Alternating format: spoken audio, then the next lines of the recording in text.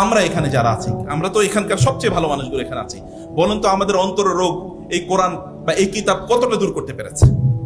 আমার অন্তরে হিংসা বিদ্বেষ, দাব্বা ইলাইকুম দাআবু আল উমামি ক্বাবলাকুম, তোমাদের পূর্ববর্তী জাতির যে রোগ ছিল এগুলো সব তোমাদের মধ্যে পাওয়া যাবে, এগুলো তোমাদের দিকে ছুটে আসবে বন্যার বানের পানির মতো। আল হাসাদ ওয়াল বাগদা, আমরা তো হিংসা করি, ঈর্ষা করি, কেউ যদি আমাদের চেয়ে উপরে উঠে যায়। বাংলাদেশের জাতীয় খেলা তো কাবাডি, এই কারণে মানে হাডুডু, এই জন্যই, কারণ হাডুডুতে কি করে আরেকজন যেন সামনে না যেতে পারে তাকে হাত পা ধরে তাকে টাই না এই নিচের দিকে নামানোর চেষ্টা করি। আমরা তো সবাইকে নিচেই নামাই সব সময়, এটা এই কারণে এখানকার জাতীয় খেলা, কারণ আমরা সবাই টাই না পেছনে রাখতে চাই, পা ধরে তাকে সামনে এগিয়ে দিতে চাই না।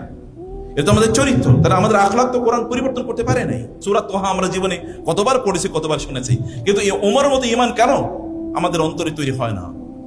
রাদিয়াল্লাহু তাআলা আনহু, একই সূরা তোহা, কোরআনের তো শক্তি একটুকু কমে নাই, সূরা তোহার অর্থ বিকৃত হয় নাই, সেখানকার শব্দ নয়, সেখানকার বিন্দুগুলো পর্যন্ত হারাকা, এরাব সাইন, ভাওয়াল সাইনগুলো পর্যন্ত একই অবস্থায় আছে, উচ্চারণ একই রকম, তেলাওয়াত একই রকম, কিন্তু তার মেসেজটা আমাদের অন্তরে প্রবেশ করে না, কারণ এখানে রোগ আছে।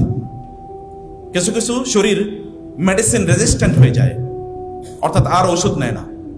আমাদের শরীরটা মেডিসিন কোরআন রেজিস্ট্যান্ট হয়ে গেছে, কোরআন আর নেয় না। এ কারণে আমরা কোরআনের ভেতরে ঢুকি না।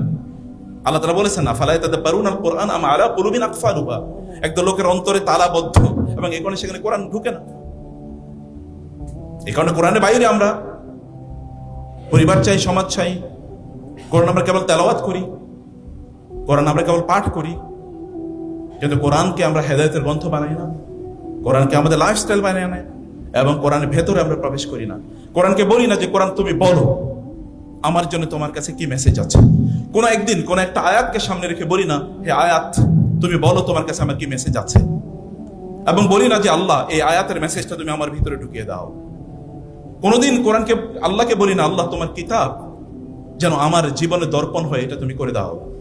কোন একটা শব্দ কোনোদিন নিয়ে বলি না যে এই শব্দটাই আমার জীবনের দর্পণ, আমার জীবনের দর্শন হয়ে যাবে, ফিলোসফি হবে, কোনোদিন বলি না। বলেছি